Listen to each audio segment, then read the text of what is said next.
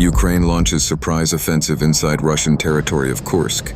Armored columns advance through snowfields. Ukraine's armed forces have launched a surprise offensive in Russia's Kursk region, according to Ukrainian officials and Russian military bloggers. The videos showed Ukrainian armored columns advancing through snow-covered fields towards the village of Bolshoe Soldatskoe, northeast of the Ukrainian-held Russian city of Sudzha. It is not yet clear the extent of the operation launched on Sunday morning.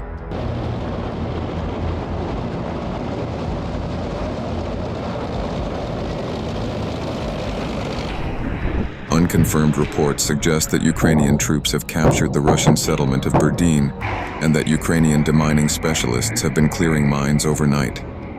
Fierce fighting was taking place, with electronic devices being used to disable several Russian drones. This major attack in the Kursk region comes nearly 6 months after a similar offensive across the border, when Ukraine launched a large-scale offensive. After that period, the Kremlin has attempted to expel the Ukrainian forces, managing to recapture about 40% of the lost territory, but has still not been able to completely dislodge the Ukrainian forces.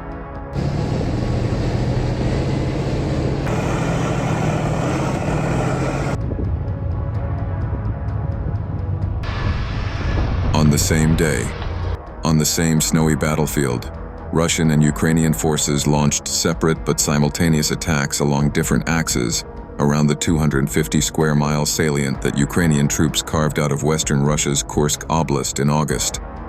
It's possible one assault was meant to spoil the other, but it's not clear which. Did the Ukrainians know the Russians were coming? Did the Russians know the Ukrainians were coming? It's hard to say, and it could be a few days before the smoke clears and the motivations and outcomes are apparent.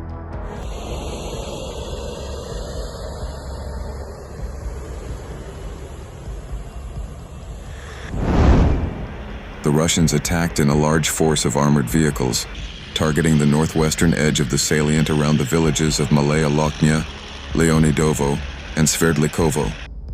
The attack, involving elements of the 155th and 810th Naval Infantry Brigades and the 106th Airborne Division, included around 40 vehicles, making it the largest since our invasion, according to Kriegsforscher, a Ukrainian Marine Corps drone operator who has been fighting in Kursk for months.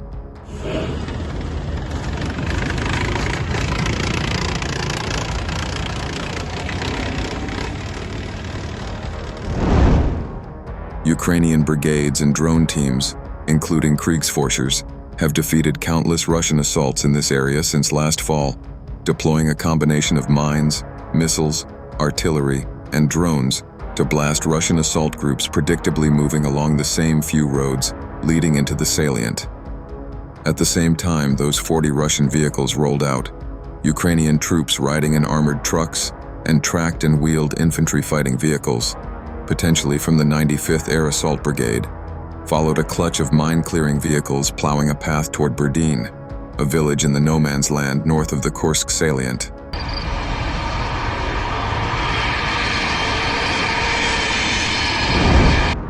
Russian drones, including jam-proof models steered via fiber-optic cable, swarmed the Ukrainian vehicles, scoring several confirmed hits. The Ukrainians may have advanced just shy of 2 miles, but it's not clear whether they'll be able to dig in and hold the ground they've gained. If the Ukrainians succeed and the Russians fail, the difference may come down to surprise.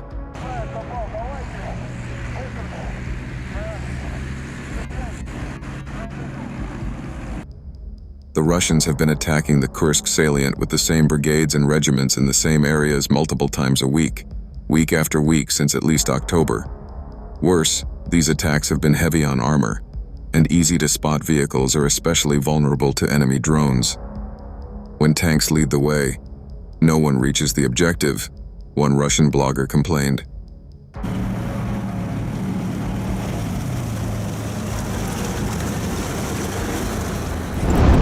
The Ukrainian assault struck a part of the front line that has been relatively quiet lately, and thus may have enjoyed greater surprise. Some Russian channels have been warning recently of a Ukrainian buildup near Kursk and a potential offensive, noted Rob Lee, an analyst with the Foreign Policy Research Institute in Philadelphia.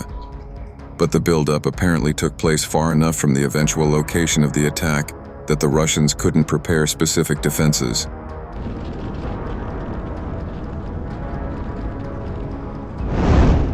Moreover, the Ukrainian assault was led by mine-clearing vehicles and relied on armored trucks and fighting vehicles for transportation, but the transports seem to have dropped off their infantry passengers as quickly as possible before speeding back to the main Ukrainian line. The equipment is trying to land troops in a carousel, a Russian blogger reported.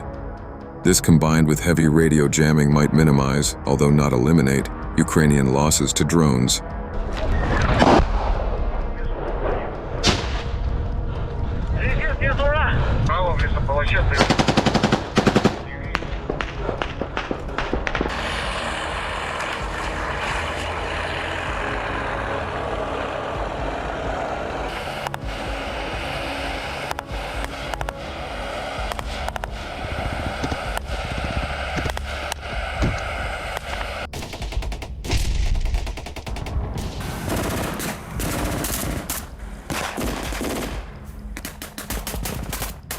Пять бит бегал на огонь!